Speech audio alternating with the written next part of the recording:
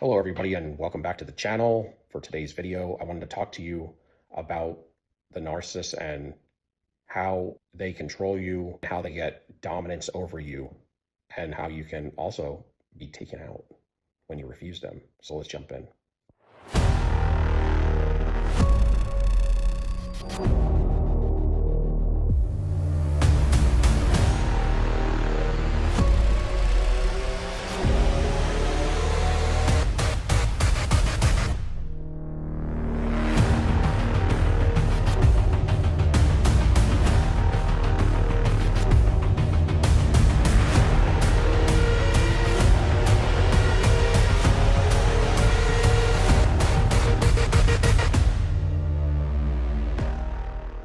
The narcissist, instead of being equally yoked, you're under their yoke of bondage. So you end up becoming their slave, their servant, and you have to make sure that they're regulated.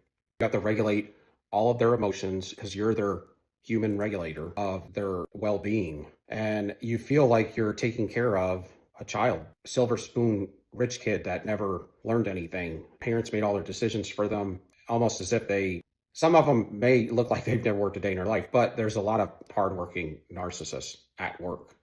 Doesn't mean they don't create mayhem, but they can be hard workers as a way out for them to distract themselves. They can dive into work.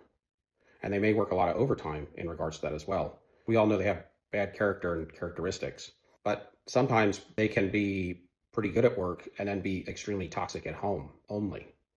So it just really depends. But they can be a hard worker, but they may not be. Everything has to be up to them, but they really don't make a lot of good decisions. Because when you're lying, cheating, and stealing all the time, how could you? Because society functions best when people tell the truth and they align with individuals that they say they're going to align with and not be trying to play them for a fool because they end up being the fool in the end. Well, you both will because you got duped and they lied to you. So it's really like hanging out with bad counsel is your fault and not seeing the red flags and the signs. And that's why we have these channels. It's not just for love partner relationships, but it's also for financial partnerships, things that you agree to go into with others, friendships, family, any of it. So you don't get abused, right? And coming out of being with a lot of abuser partners or family, when you come out of it, you have to be cautious. You become extra cautious. And really, that's something that you really didn't want to have to accept to some degree. We're the best at pouring our hearts out and showing our love, and especially to people who don't deserve it. We can be excellent with people that don't deserve it sometimes, which is amazing. Like if you reflect on your narcissistic relationship in the past, it's almost as if you can't really regret it, how you treated the individual, because you couldn't have treated them any better. It's almost like you were perfect, or at least that's how I felt. I gave them everything, and that's what a lot of people on these channels, collective, and people that have their own platforms will tell you. So it's not just me. We really try with them. We try too hard. We should have left a long time ago and that sort of thing. But you end up regulating their emotions. You try to give them good advice. And if they don't feel like they're in charge of coming up with the idea, then it's some sort of competition. So they may not do it just out of that fact alone. So it's really tough with the narcissist, but because you're regulating them all the time, you become a lie. Because whenever they come home, if they're aggravated or agitated or want to argue with you, you have to somehow level this out and balance it for them so that you can keep it even keel. And that's what regulating their emotions is. It's, however, which way they could come in like a whirlwind, and you will be used to doing whatever it takes to make them pleased, to bring their emotional regulation down to baseline, the best baseline you can find. And sometimes they're unwilling to even find that baseline because they're so chaotic and they enjoy chaos because that's what makes them feel important. When people are arguing with them or upset with them, concerned about them, or wanting to help them, those are all things that make them feel important, or validating them, or angry or scared or fawning or freezing, fearing them. It all makes them feel important. They need to have all of those spectrums as well. So they need to feel it all from you. That's what you come to find out at some point in time, to where on our part, we don't need for our love partner to fear us. If we don't have to, we don't want to go down that road. We just want them to love us and respect us. We want them to be loyal and not cheat on us, not lie on us. Just don't talk behind our back us up when we're not around and when we're around. Treat us like you would want to be treated. But they can't do that because they don't have love. And when you don't have love, you don't have any of those fruits. Love, joy, peace, gentleness, kindness, all those things. They're all tethered to love. They don't feel any of that, but they want to feel all the spectrums of the evil side. They want to project them onto you. And that's where the arguments usually start, or is mostly seen.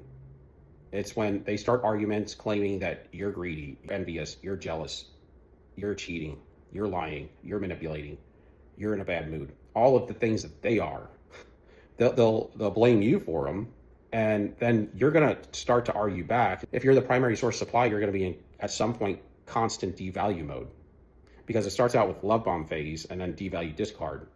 But what happens when you're the primary source supply and you've been married to them? They're not going to break up with you at the end of every cycle. They know they can't do that. And they do want to hold on to you because you're very important. You're the biggest need and you're the biggest help in their life. They hate you, but that's the truth of it. The truth of it is for an abuser to find somebody that they can abuse all day long and still keep them around is hard to find. And the older you get, it becomes harder, because a lot of people are more educated, they're wise, they don't like to put up with that stuff. And the good, healthy individuals become married off. Even if they've been divorced and married again, they may have learned a lot of things in between that divorce and their next marriage.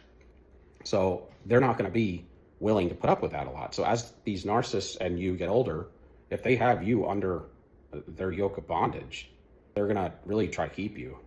They need and love all the stuff you do for them, but it's like they hate you. They hate you for your light, and they hate you for your worth. But a lot of times the empath doesn't know what they're worth, and they give all their power up to the abuser narcissist. And because you stay with an abuser, you start to get run down yourself because you're always propping them up. So what ends up happening, they have a lot less respect for you. And as an abuser begins to abuse you, it gets worse over time. Whenever you get married or whatever, the love bomb phase is gone.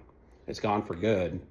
And you're in a constant devalue mode, which is hot and cold, and then silent treatment. You may live in the same house, but you may not talk for a couple of weeks straight or several days, because you're going to want to address some things and they're not going to want to address them. And you'll get annoyed, and then you may silent treatment them, and then they'll mirror it back. They'll mirror it back to you. Empaths silent treatment too. The empath may mirror back to the narcissist the silent treatment when you live together. But when you leave them and you go no contact, that's different. You should never view that. If you're viewing that as a silent treatment, then you're being maladaptive. You're doing that for your own good. You're doing that for your own mental health. And in the case at home, when you're still in a relationship with this individual, it may be very similar to going no contact in a sense, but because you're with them and you deal with them on a daily basis, you have unfinished business. It gets annoying and you're so beat down and your energy is so low. Because it's so low, you get annoyed. They don't ever want to deal with real issues because they can't, because they're always lying and they're not going to give up any ground. You don't have boundaries with them. You do, but they're more or less boundaries that you form out of regulating their emotions. And they're all maladaptive because the abuser's maladaptive and you're trying to please the abuser. And when you please an abuser, it's maladaptive to you always, because what you're doing is you're sacrificing yourself. See how the narcissist sacrifices their true self for the false self. And in turn, when you agree to a relationship with the narcissist, especially a long-term one, where it ends up being a marriage and you are living with them on a daily basis, they don't change their fix. So what's going to occur? You're going to piss them off and they're going to be very fixed in their beliefs, whatever it is they believe. And you have to make the adjustment. The narcissist doesn't change. Remember, outside and inside, everybody in their environment has to change for them, to please them, to take care of them, and to protect them from, they're a boundary to protect the narcissist from the outer world. So when they are in the home, you're protecting them and regulating them from the world, telling them that they are right and validating them on how great they are. And you're going to be taking care of all of the work in the house, outside the house, all the bills. Well, they'll do the money. They're going to control the money always. And that's because they want to siphon off of the accounts, extra accounts that you don't know about, hidden ones. They want to know that they are in control of the money so that if and when they want to leave you, they'll know what the money looks like, but you won't. You'll be in the dark. They have to have power and control. And money is a source or a resource for getting supply. It's a major form of supply. They don't trust anybody, so they're not going to let you handle the money. And if they decide to leave, they're going to do some shiesty stuff with the money. Either they're going to run up the credit and leave you with a big credit debt, or they're going to take the money, or they're going to have spent the money but told you they didn't. Narcissists will sometimes try to leave you with bad credit so that you have to count on them because now you have bad credit, but they jointly caused it through joint accounts. You want to be careful about a joint account. If you're with a narcissist in a marriage and you know they're a narcissist and you're just going to put up with it for some reason, even though you're married to them, you really don't want to get into joint account stuff with them. Any kind of loans. A marriage shouldn't be that way, but if you know you're with a narcissist, that's the smartest thing you can do. But you end up doing everything, and you almost feel like they came out of a rich home or something, and they never had to do anything. Like I said, they may be good hard workers at work, but a lot of times they create mayhem both at work and at home. They do what they want, and they don't care. See, that's the thing. Without love, you don't have much of a conscience. And without love, you don't really have a whole lot of remorse. You're cold. And that's how they are. And because they found the right type of person to settle down with, which was an enabler, a people pleaser, then they know how to control that individual. It's spell work, really. Whether they know they're a practitioner or not, they are spelling you. They're spelling you because manipulations and lies and cheating and falsifying things, causing problems, lies and facades and fantasies in your world, and then bullying you into these types of situations and threatening you. You end up dealing with witchcraft. That's what it is. But if they're dealing with dark energy, if they're dealing with, say, demonic energy, dark malevolent forces, whatever you believe in, then you're going to have to accept the fact that it's witchcraft, because all witchcraft comes from dark energy or demonic energy, however you want to look at it. Some people would call them jinn, depending on where you're from. But everybody knows what malevolence looks like, and cold individuals that don't seem like humanity. Eventually, if you've been dealing with individuals like this, you may not know it's narcissism. You don't have a title to put to it or something like that, but you'll know you're not going to change them. They're like fixed cement, dried cement that ain't changing. And it's always their way. They make all the decisions. You have to regulate their emotions. If they come in crying, you got to soothe it. If they come in happy, you got to keep them happy. If they come in pissed off, angry at the world, then you got to level that off. And it's going to always draw from you. And if somebody put them down at work or something, then you're going to have to build them back up with validation. If they need love, you're going to have to pour your love out, even when it doesn't seem right. But because of this type of spelling, or this type of witchcraft, or this type of spellboundedness, I mean, really, that's what it is. You end up doing all of these things. And in the very beginning, you do it as they play the victim because you truly want to help. And all through the relationship, you truly want to help. But after a while, you're not operating in those fashions because you're genuine with how you're using your emotions to help them. You're pissed off and tired of it, but you're doing it because there's nothing else you can do to keep peace in the house. And because if you're codependent, then you'll be afraid to leave them. And a lot of times they're codependent, they're huge. Whatever codependency you have, they have 10 times easily. They just don't look like it sometimes. They don't look like it because they falsify everything. They act. They're really class B and class C actors, if you ask me. But because of the witchcraft and spelling that's involved, you're always ruminating, going back and forth on how you're being spelled. But on the initial onset and all throughout, it's weird because you can you see it, you know it's a spell because you know they're lying to you or they're cheating on you, because you can see, I don't know, I mean, I'm very good with intuition and following people's actions and stuff, so I could see it very easily. I always have been. A lot of times I would deny what I was seeing, but I was always very good at picking up on the poor acting skills that they have. But because your emotions are involved so heavily, and that's where they hijack your emotions. They hijack your emotions, and they don't just hijack them, but they hook into them. They lasso them and they stick big old hooks into them, and they control you. That's because you're in your lower self. You're not thinking from the high road. You're thinking with your emotions. And that's what they do when they come into your life. They bring you down into your own ego. Some part of you was in its higher self thinking, but the injured parts of you were not. And a lot of times, empathic people need validation as well, the unhealed ones. They need to be validated. And that's where they get you typically and pull you into your ego when they first meet you in love bombing, because they come in and they're infatuated with you. They only think black and white, or you're all good, you're like a status of a savior, or you're the world's worst enemy to them. There's no in between. That's why you're always balancing this regulation of their emotions, because they don't have this. They're like this, and you're having to balance it every day, and it takes a lot of work to balance it. But the worst part is it's, even if you could get over the work of it, you know in the back of your mind, it's still not helping. It's just helping in the interim. It's kind of like if you had an infection and it needed antibiotics, but you put a Band-Aid on it to stop the bleeding or something. Your Band-Aid is just the interim. You really need antibiotics to fix whatever wound or infection you have, you know? But instead, you just slap a Band-Aid on it every day because that's all you can do. You're trying to regulate right now. But in the back of your mind, you know that it could end any day, any moment of any day, depending on how they feel.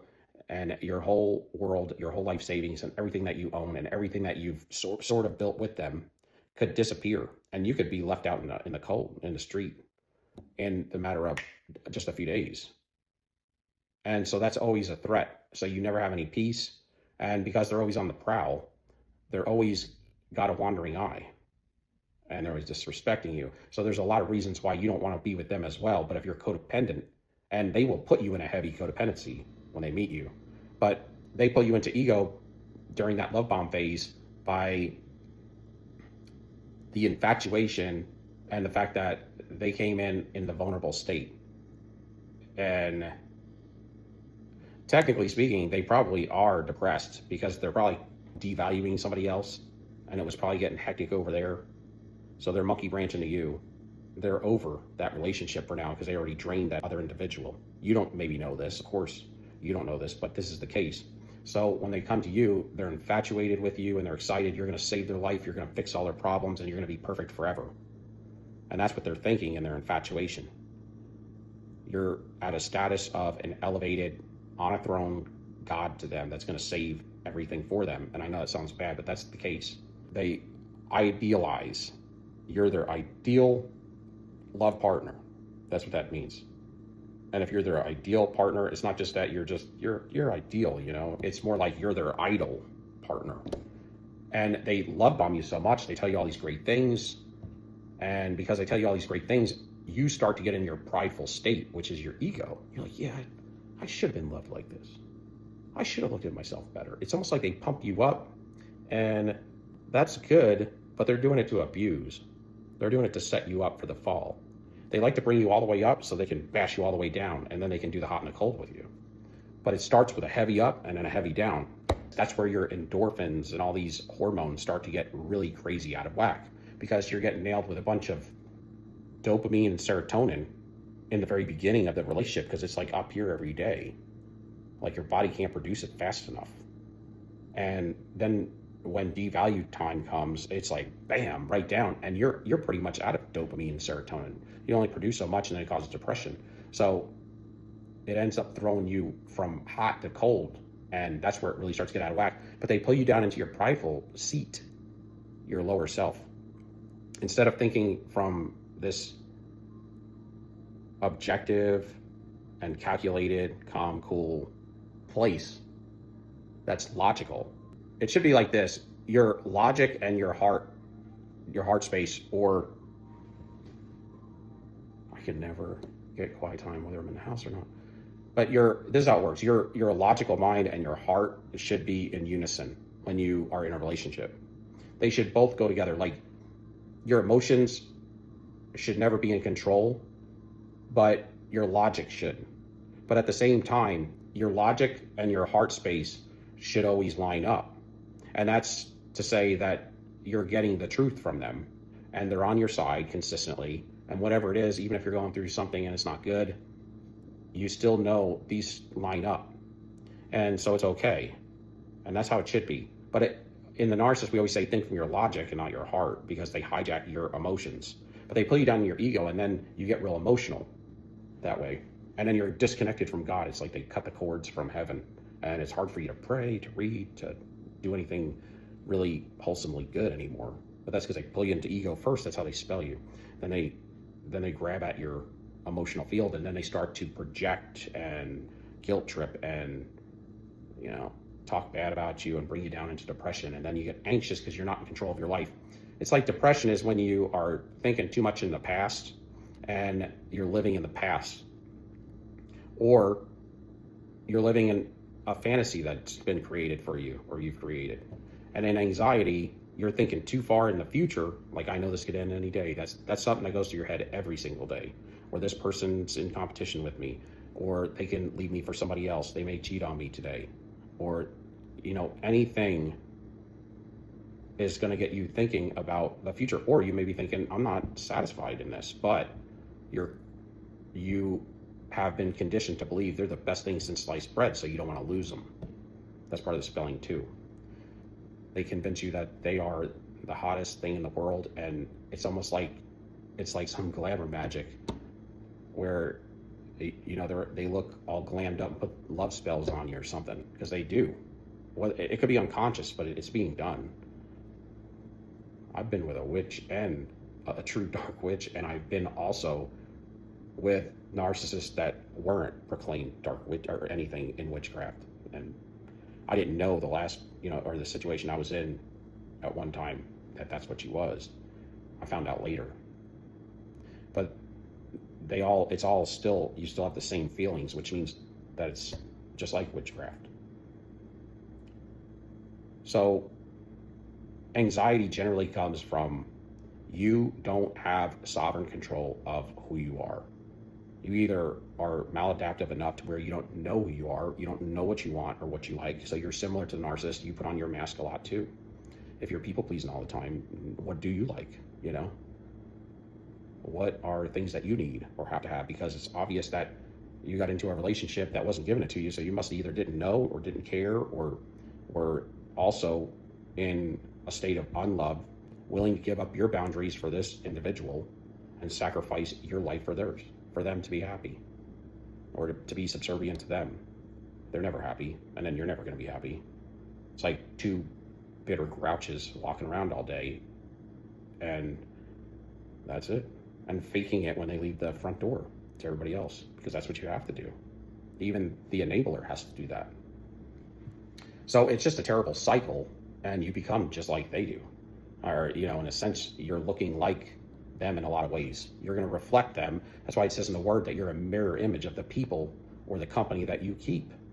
So because your love partner is so toxic, you become toxic as well. After 5 to 10 years being with a toxic person, being their enabler, you're going to answer the front door, and you're going to, even if you put on a smile, you're not going to really feel it. That would be the mask. When you people please and do all those things, you're putting on a mask, because you don't want to do that. Not all the time, not like that. Not when there's no reciprocity and they don't care about you. When you go out to meet friends, you're not happy, but you're going to put it on. You're going to make it seem like everything's great, because you have to. So not only the narcissist puts the mask on, but like I said, everybody puts a mask on anywhere where they're not healed. So that's the difference. The narcissist wears it all the time, except when they're alone with you and there's nobody else around, behind closed doors, when they treat you like crap, or they're projecting on you or guilt tripping or using you. And the empath, and that's because they're hurt all the time, because they don't deal with any of their injuries. So they wear a mask 90% of the time. And the empath wears it as well, probably 50% of the time. They don't lie, cheat, manipulate to hurt people, but they will lie to back up the narcissist. I mean, you have to sometimes, and that's a terrible thing to have to feel. I mean, because empaths hate having to lie, but sometimes on small topics, I mean, you're lying when you tell them everything's great and it's not, when you're talking to your friends or whatever. So things like that, or you may have to lie for them in small ways. You're not going to take on lying for them in big ways, generally speaking. Generally speaking, you have some boundaries, but they're really few and far between. So the boundaries for you are whatever they make for you, which is all forms of either taking care of them, protecting them, or isolating you from people out there, and giving up all of your power. For them to be your decision making, from the, it could be from the clothes you wear to the food that you eat to how many hours you work at your job a week, and if it's okay if you can drive to work by yourself, or are they going to take you and drop you off? That's how you start getting. I mean, it's like ridiculous. It's like this. You're taking care of a toddler that is in tantrums all the time when they're around you, raging and all these different things, silent treatment, all this stuff. But then you start to feel like at times, at those times you feel like you're the adult and they're the toddler.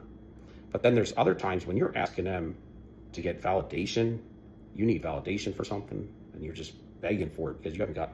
Everybody should get some validation. You don't need it, but in a healthy relationship, they're going to a normal healthy relationship, you're going to get validated. Because they love you and they do see good in you, and they're going to validate that. If you did a lot of hard work for somebody, for your partner, like they asked you to, paint a bedroom, and you did a great job painting the bedroom, you should get some sort of validation for that. It's just natural. Thank you, babe, for doing that. It looks so good. I'm saying if you really took the time to do it right, to just make it all nasty looking, slapping paint all over the place with a bad attitude. But I'm saying, and they don't give you that. When you're in constant devalue mode, what they do is they start to, where they used to in love bomb, validate you all the time. Now they're validating you breadcrumbs when you're in constant devalue mode. And that's because you're going to be devalued forever. They got to give you a little bit of love bomb stuff, a little bit. They got to bring you up once in a while or validate something to you. But a lot of times when you do big projects for them, or real hard work for them, or go out of your way and really care for them, and those are times where they're going to give you straight indifference. Like, you don't matter to me and I ain't giving you any validation. It'll be some stupid stuff that they might validate from time to time, and you're going to take it and you're going to hug the shit out of that validation. And that's because you're desperate for something. And that's what they do. They breadcrumb you. And what do they call it? They give you a little bit of reciprocity, right? To build you back up a little bit. Because if they left you in the valley all the time, you would leave them. So every once in a while, they'll give you a little bit. And they gauge that based on what you're looking like. When you're completely fed up, they got to give it to you a little bit. Or else you're going to continually get fed up and really not give a shit. And leave forever. You're not going to care. And you're going to leave forever. So they got to kind of keep it on a steady. It's never equal reciprocity because you're always giving them this much. And you look all messed up doing it. You ain't cutting your hair. You look like you're having a narcissistic collapse yourself. But in the case of them, they're actually holding up pretty good because they're used to chaos and you're doing everything for them. Then they may cheat on you and stuff. And so eventually you're going to know they're going to be cheating on you, and you're going to have to just turn the blind eye. That's why I call it the don't ask, don't tell, because if it's not in front of your face, like you caught them in bed with somebody or something, then you're going to have to tell yourself it ain't happening. But a lot of times how you can read that somebody's cheated on you is when they come back and they ain't acting right. Part of it is because it's an awkward position for them to be in and to put you in. And if you're very intuitive, then you're going to pick up on it. But what you're really picking up on is the energy that they're wearing is somebody else's. And it's going to be heavy after intercourse. Because that takes somebody's walls all the way down to the ground so they can siphon straight off of them. And they're going to be acting like that individual to some degree, just after intercourse. Because they're wearing them. And you're wearing them. Or that person is, or whatever. And then there's a lot of thoughts going on, even though they don't have a whole lot of remorse, or they don't feel they don't feel any empathy or very little. They know they did wrong. So there's going to be a little bit of maybe apathy there or something. And they're also going to have thoughts in their head like, it's only natural after you have intercourse with somebody that you're going to be thinking about that individual in the interim after. They're going to be thinking like, maybe I should leave this person to that person or whatever, and that person's thinking the same thing. So there's a cord there. That's the thing. They connected a cord now to somebody. So that person ends up, there's some influence there. That's why it's kind of like sometimes, or when you haven't healed, you can get into relationships with people. If it was see, that's the thing, the narcissist gets you so emotionally attached. It's a high energetic cord. Instead of the cord being like, like the size of a toothpick cord, when you break up with a narcissist, that cord's like the size of a huge cable, because it's so energetic. You're always thinking of them, and you're ruminating and fogged up and always thinking, did they tell me the truth or a lie? And they're always lying, but you want to believe that some of it's true, right? And so when they leave you or you guys detach or whatever, it's hard that's part of the other problem, that this is spiritual, based on spiritual orchestration, parasitic. That's how a parasite would be. When the parasite leaves you, it's so energetically thick. You got a cable this big that's connected to you and them. So how long does it take for a cable this big to disappear, for you to heal from it, especially with no closure? And because they've been lying and doing hot and cold with you for so long, you're also dealing with your endocrine system. So you're addicted to them as well. So, they're your crack pipe, and they got an energetic cord the size of a huge cable this big connected to you. It's not like the size of a toothpick.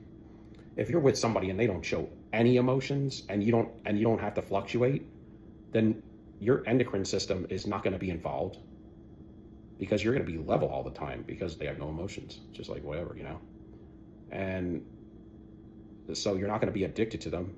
And when you break up with them, that's going to be the size of a toothpick cord.